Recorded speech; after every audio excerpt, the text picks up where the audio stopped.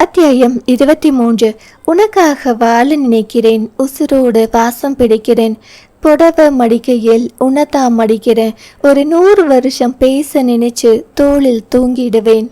ஜோதி மெய்மறந்து பாடல்களை ரசிக்க அப்பொழுதுதான் கவனித்தாள். அதை மனதில் அந்த பாடல்களின் நாயகனாக நிலவன் தோன்றவும் பதறியவள் சட்டென்று கண்களை விழித்து காதில் மாட்டிய ஹெட்செட்டை விலக்கி போனை தூரமாக வைத்தாள்.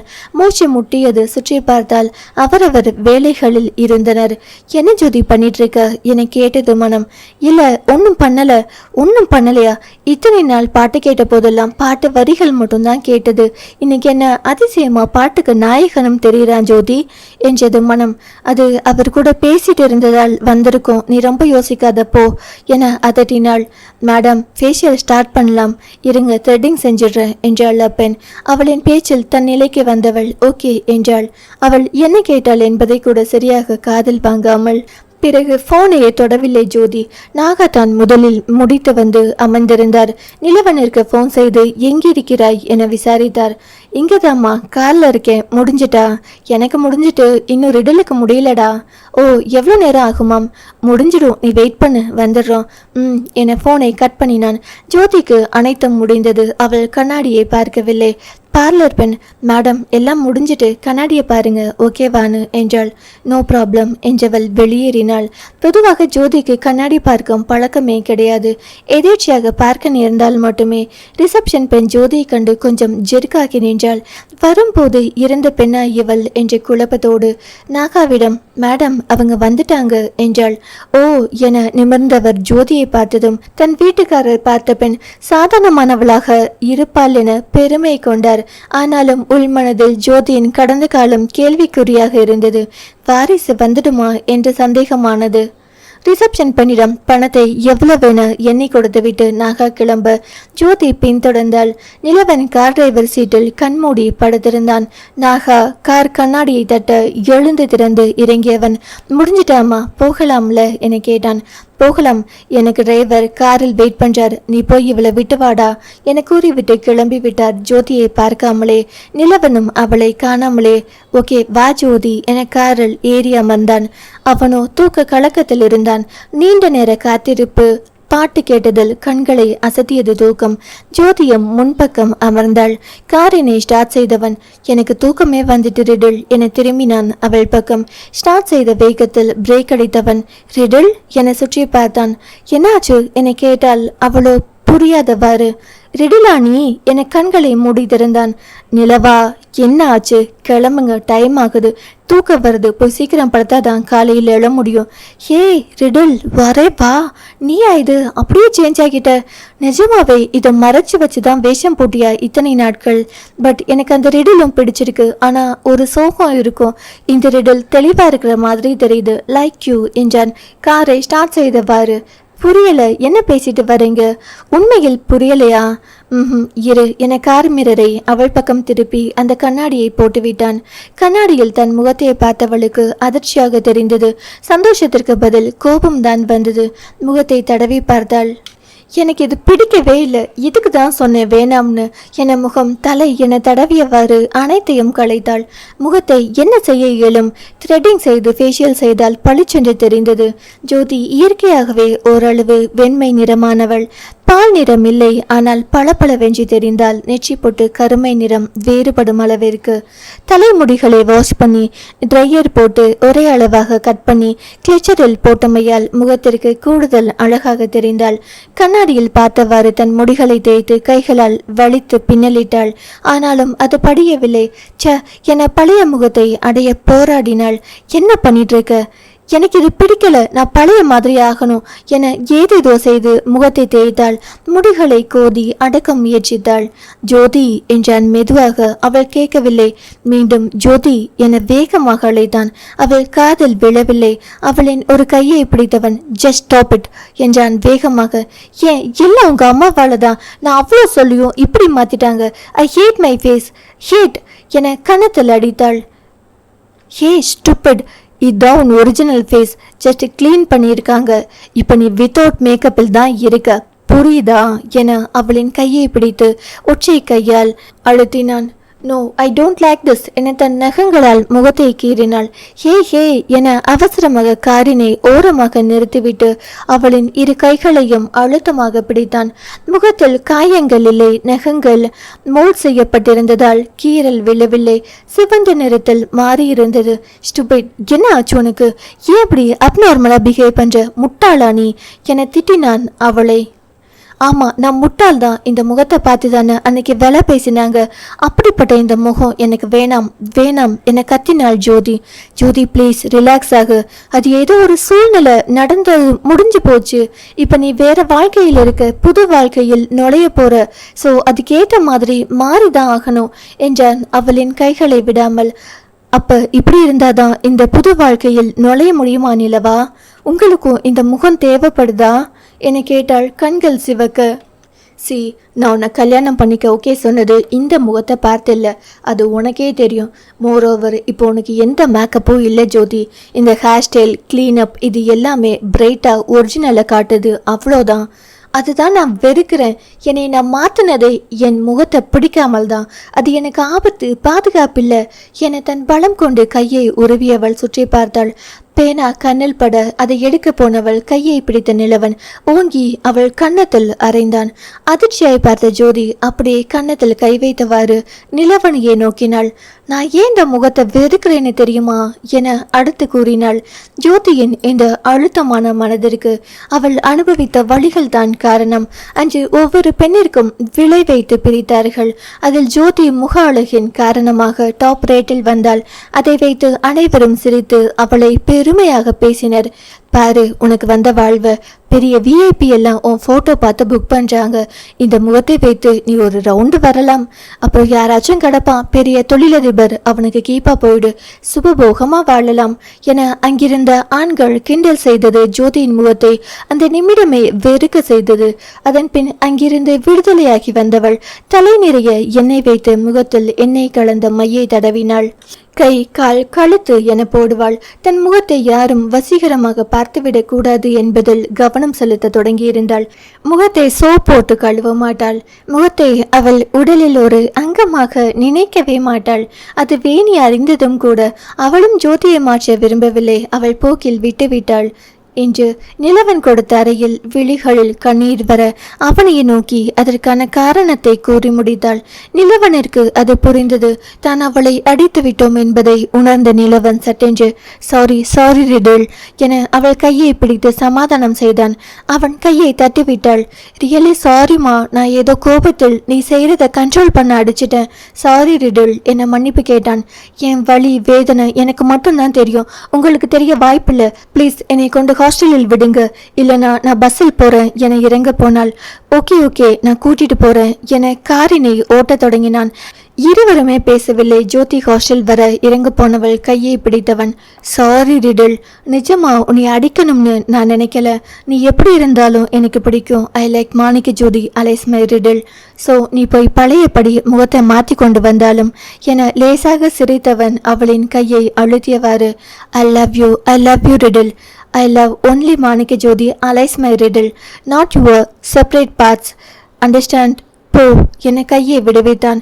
அதுவரை அழுத்தி பிடித்தவன் சட்டென்று கையை விட ஏதோ ஒரு தளர்வு மனதில் தோன்றியது. இறங்கியவள் அவனை திரும்பி பார்க்காமல் சென்றாள். நிலவன் செல்லும் அவளையை பார்த்துவிட்டு காரினை கிளப்பினான். அதற்கு அடுத்த நாள் அனைவருமே ஊரிற்கு செல்ல வேண்டும். நிலவன் பேசியதை மனதில் அசை போட்டவாறே ஹாஸ்டல் அறையை நோக்கி நடந்தாள். நிலவனும் காரில் ஜோதியையே நினைத்தபடி சென்றான். சட்டென்று நினைவு வர உடனே வேணியின் நம்பருக்கு போன் செய்தான். அத்தியாயம் 24. நிலவனின் நம்பர் ஃபோன் ஸ்க்ரீனில் வரவும் அட்டன் செய்தாள் வேணி.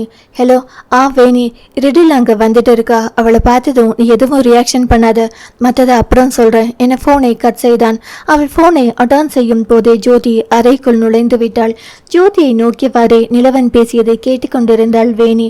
நிலவன் ஃபோனை வைத்தாலும் உடனே கட் செய்யாமல் ஓகே சார், நாளைக்கு மேலே அனுப்பிடுறேன் என ஃபோனை வைத்தவள் ஜோதியை கண்டுகொள்ளாமல், ஜோதி நீ வர லேட் ஆனதால் உனக்கு சாப்பாடு வாங்கி வச்சுட்டேன், சாப்பிடு என போனை கையில் எடுத்து ஹெட்செட்டை காதில் மாட்டிக்கொண்டாள். ஜோதி பதில் பேசாமல் பாத்ரூம் நோக்கி முகம் கழுவ சென்றாள். வேணி நிலவனிற்கு போன் செய்தாள். அண்ணா எப்படி இந்த மாற்றம், நம்பவே முடியல, ஆளை வேற மாதிரி தெரியுதா? வேணியின் மெசேஜ் வரவும் நிலவன் கார் ஓட்டியதால் வாய்ஸ் மெசேஜில் அனைத்தையும் சொல்லி அனுப்பினான். அதை ஹெட்செட்டில் கேட்ட வேணி பதில் அனுப்பினாள். ஓ, மாமியார் ஜோதி அவர் மாற்றிவிட்ட மருமகள் ஜோதியா? பலே பலே, செம காம்போ போங்க, என்ஜாய் அண்ணா. எங்க என்ஜாய், உன் ஃப்ரெண்டு அப்படியே ஃபான்சியாக மாறிட்டா, எப்படியோ கொண்டு வந்து விட்டுட்டேன். அவ அப்படிதான் அண்ணா, பட் சூப்பர், ஓகே அண்ணா, பாய் என முடித்தாள். முகத்தை கழுவ சென்ற போதுதான் அந்த நினைவு வந்தது ஜோதிக்கு. உடனே வெளியில் வந்தவள், வேணி என்னைய பார்த்து நீ எதுவுமே கேட்கல என்றாள். என்ன கேட்கணும்? அவளை முறைத்தவள், உனக்கு உண்மையில் எதுவும் தெரியல? இல்லையே. ஜோதி அமைதியாக சென்று ஒரு துண்டினை எடுத்து முகத்தை துடைத்தாள். அவளுக்கு சற்றென்று அது தோன்ற, நிலவன் ஃபோன் பண்ணினாரா என்று கேட்கவும் வேணி கொஞ்சம் அதிர்ந்துதான் பார்த்தாள். இல்லையே என முழித்தாள் தோழி. உண்மையை சொல்லுவேணி, இந்த முறை தைரியம் வர. ஆமா, இப்ப என்ன? அண்ணன் ஃபோன் பண்ணினாங்க தான். ஓ, என்ன சொன்னார்? உனக்கு எதுக்காது? ஜோதி தோழியை முறைத்துவிட்டு மீண்டும் பாத்ரூமிற்குள் புகுந்து கொண்டாள். அப்பாடா, இவளை எப்படிதான் நிலவனை நான் சமாளிக்க போறாரோ என நொந்து மூச்சினை இழுத்து விட்டு கொண்டாள். ஜோதி வெளியில் வந்தது முதல் வேணியுடன் பேசவே இல்லை. தூங்க போகும் முன், வேணி நீ பேசலனாலும் பரவாயில்ல, நான் சொல்ல வேண்டியதை சொல்லிடுறேன். நிலவனாவின் அம்மா உங்க கல்யாணத்துக்காக தான் இதையெல்லாம் செஞ்சிருக்காங்க. அட்லீஸ்ட் உன்னோட மேக்கப் மெத்தடை கல்யாணத்துக்கு அப்புறம் ஃபாலோ பண்ணு. அவங்க சொந்த பந்த மத்தியில் உன்னை கூட்டிட்டு போகும்போது உன்னைய நல்ல விதமா அறிமுகப்படுத்த ஆசைப்படுறாங்க போல. ஸோ நாளைக்கு வழக்கம் போல அந்த மை எண்ணெயை எடுத்து அப்பா அம்மா இருடி சொல்லிட்டேன். After marriage your wish. நீ மைய அப்பினாலும் சரி, எண்ணெயை ஊற்றிக்கிட்டாலும் சரி என்றால் வேகமாக. இதுதான் உன் அண்ணா சொன்னாரா? அடிப்பாவி, அவரை ஏண்டி இழுக்கிற? பாவம் அவர். இதை நானே சொல்றது ஜோதி, உன்னோட இயற்கையான முகத்தோடு தானே இருக்கடி. கல்யாணம் வர இப்படி இருன்னு சொல்றேன், ப்ளீஸ் என கெஞ்சினாள். எனக்கு தூக்க வருது, நீயும் படுத்து தூங்கு என போர்வையை தலைவரை இழுத்து போர்த்தி கொண்டாள். மறுநாள் கல்லூரியில் நிலவன் வகுப்பிற்குள் யோசனையுடனேயே நுழைந்தான். ஜோதி எப்படி வந்திருப்பாள் என்ற கேள்வியோடு. அவனின் கேள்விக்கு பதில் தெரியாமல் போனது. ஆம், அன்று கல்லூரிக்கு ஜோதி வரவில்லை. நிலவன் அதை பொருட்படுத்தாமல் வகுப்பை தொடங்கினான். மனதில் என்ன ஆச்சு, உடம்பு எதுவும் முடியலையோ, வேணி கூட ஒன்றும் சொல்லலையே என யோசித்தான். வகுப்பு முடியும் போதுதான் நிலவன் வருகை பதிவேடு எடுப்பது வழக்கம். பிரேம் ஜோதிக்காக அன்றைய லீவ் லெட்டரை சப்மிட் செய்து, சார் ஜோதி அக்கா இன்னைக்கு வரல, இன்னும் ஒரு வாரத்துக்கு மெடிக்கல் லீவம், ஜஸ்ட் இன்ஃபார்ம் பண்ண சொன்னாங்க. மெடிக்கல் சர்டிஃபிகேட் ஆஃபீஸ் ரூமில் கொடுக்குறேன். ஓ, என்னாச்சு? எனக்கு ஹெல்த் இஷ்யூ? அதை பற்றி சொல்லலை சார், நானுமே அவங்கள பார்க்கல, ஹாஸ்டலில் வர சொல்லி கொடுத்து விட்டாங்க இதை. ஓகே என இதை வாங்கி சைன் போட்டு அதில் பின் பண்ணினான். கிளாஸ் முடித்து வெளியில் வந்தவன் உடனே வேணிக்கு ஃபோன் செய்தான். ஹலோ, சொல்லுங்கண்ணா. ஏன் ரிடில் இன்னைக்கு காலேஜ் வரல? அதை ஏன் கேட்குறீங்க? காலேஜ் வந்தா எல்லாரும் அவளையே பார்ப்பாங்களாம். ஸோ ஆஃப்டர் மேரேஜ் அவளோட பழைய மேக்கப் போட்டு ஒரு இதாக போராடலாமண்ணா என சிரித்தாள். ஓ, எப்படியோ மேடம் இன்னும் ஒரு வாரத்துக்கு பிளாஸ்டிக் சர்ஜரியோடு தான் இருக்க போகிறாங்க.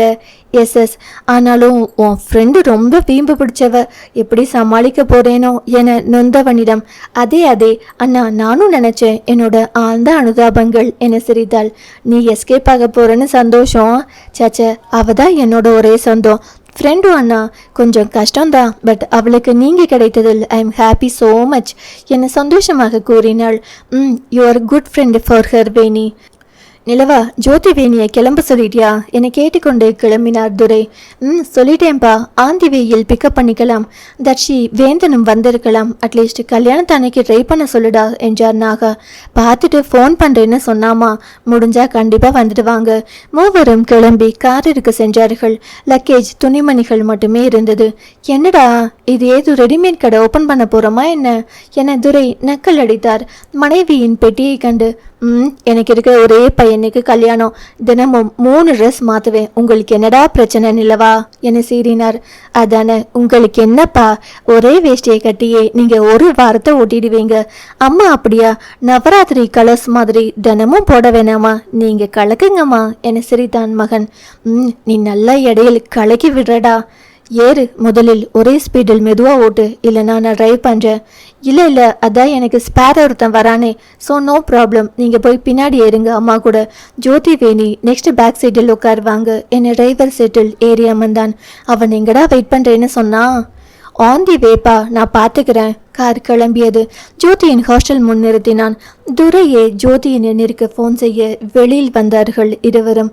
நிலவன் இறங்கி பின்னால் சென்று டிக்கியை திறந்து விட்டான். அவனை லக்கேஜ் வாங்கி உள்ளே அடுக்கினான்.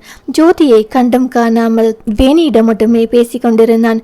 மேடம் ரிடில் சுடிதார் போட்டு வந்திருந்தாள். நேற்று அவளை அடித்தது நினைவில் வர அவள் முகத்தை பாவமாக பார்த்தான். பிறகு அவளை ரசித்தவன் அதை வெளிப்படுத்தாமல், அவ்வளவுதானா வேணி என கேட்டான். எங்க இதுக்கே மேடம் கிட்ட படாத பாடுபட்டேன். என்னமோ இவ தலையில் தூக்கிட்டு போற மாதிரி குதிக்கிறா என நொந்தாள் தோழி. கார் மேல மேடம்க்கு அவ்வளவு அக்கறை போல. வாங்க வந்து ஏறுங்க என துரை பக்கம் வந்து அவரை இறங்க சொன்னான். அவர் அமர்ந்திருந்த சீட்டை மடக்கினால்தான் அவர்கள் ஏற முடியும். வாங்கம்மா, ஜோதிக்கு இப்பதானே கல்யாண கலையே வந்திருக்கு என துரை பெருமைப்பட்டார். அவளின் மாற்றத்தை பாசிட்டிவாக எடுத்து கூறி, ஜோதி சார் என்றால் வழக்கம் போல். அட்லீஸ்ட் இப்ப இருந்து மாமான்னு கூப்பிடு ஜோதிமா, அங்க போய் தானா வரும். என்ன சரி மாமான்னு சொல்லிடி. உன்னையெல்லாம் வச்சுட்டு சார் கல்யாணத்தை வேற சொந்த ஊரில் அரேஞ்ச் பண்ணி சொந்த காசில் சூனியம் வச்சிருக்கார் என சிரித்தாள் வேணி. வேணியை முறைத்தவள் ஓகே மாமா என உள்ளே நுழைந்தாள். நிலவன் காதிலும் அது விழுந்தது. ஏறி அமர்ந்ததும் வேணி ஹாய் மேடம் எப்படி இருக்கீங்க என விசாரித்தாள் நாகாவிடம். நிலவன் காரினை கிளப்பினான். அவளின் விசாரிப்பு தொடங்கவும் நல்லா இருக்கேன், உனக்காவது விசாரிக்க தோணுது, அப்படியே உன் ஃப்ரெண்டுக்கு சொல்லிக் கொடு அந்த பழக்கத்தை என்றார் அவர் நக்கலாக. ஜோதி மனதில் நேற்று நைட்டு தானே பார்த்துக்கிட்டோம், இன்னைக்கு நல்லா இருக்கீங்களான்னு கேட்கணுமா என கடுப்பானாள். துரை ஆமா ஆமா டெய்லி பார்த்தாலும் நல்லா இருக்கீங்களான்னு கேட்கணும். நைட்டு தூங்கும் போது பேய் எதுவும் புடிச்சு போனா போதுன்னு விட்டு இருக்கணும்ல ஓ அம்மாவ நிலவா. அது சரி, நீ கேட்டியா நல்லா இருக்கீங்களான்னு, இல்ல மறந்துட்டியா என்றார் கேலியாக. டேய், இங்க என்கிட்ட நக்கலா பேசலாம், ஆனா அங்க போய் பார்க்க தானே போறேன். பிச்சையம்மா போடுறதில் நக்கல் அடிக்க வாய் இருக்காது. எனக்கு என்ன, பொண்ணு பார்த்தவரு சமாளிப்பார், நான் ஓரமா வேடிக்கை பார்ப்பேன். என்கிட்ட ஏதாச்சும் அப்பத்தா தாவணிச்சு இருக்கும் உனக்கு என மகனை மிரட்டினார். வேணி மெதுவாக ஜோதி காதல் நல்லா இருக்கீங்களான்னு கேட்டது ஒரு குத்தமாடி என்றாள். உன்னை யாரு கேட்க சொன்னா, பேசாம வா, என்னையும் சேர்த்து கோர்த்து விடாமல் என முறைத்தாள் தோழி. நிலவன் கண்ணாடி வழியே பின்னால் பார்த்தான். டென்ஷன் ஆகிட்டாளோ இருக்கும் என எண்ணிக்கொண்டே அவளை பார்த்தபடி காரை ஓட்டினான். எங்கடா நிக்கிறேன்னு சொன்னா அவன் என்றார் வேகமாக. அப்பா நீங்க ஏன் டென்ஷன் ஆகுறீங்க, இன்னும் அந்த பிளேஸ் வரல. அந்த பிபி டேப்லெட் எல்லாம் எடுத்து வச்சியா நிலவா? எப்பதான் நீ டாக்டரா இருந்தாலும் உடம்புக்குள்ள அந்த மாத்திரை போய் தான் வேலை செய்யணும் என தற்போது கிண்டலாக கணவனை ஓர பார்வை பார்த்தார் நாகா. என் ஊருக்கு போனா எந்த பிபி மாத்திரையும் தேவைப்படாது, ஆனா என் கூடவே பிபிய அழைச்சிட்டு சுத்தணும். அது போதாத காலம் இந்த ஒரு வாரத்துக்கும். சார் பிபியை ஏன் அழைச்சிட்டு சுத்தணும்? ஆமா, அது யார் பிபி, உங்க ரிலேஷனா என புரியாமல் கேட்டாள் வேணி. நிலவன் பட்டென்று சிரித்து விட, ஜோதி நீ வாயை வச்சுட்டு சும்மா வரமாட்டியா என் தோழியின் கையை பிடித்து அழுத்தினாள்.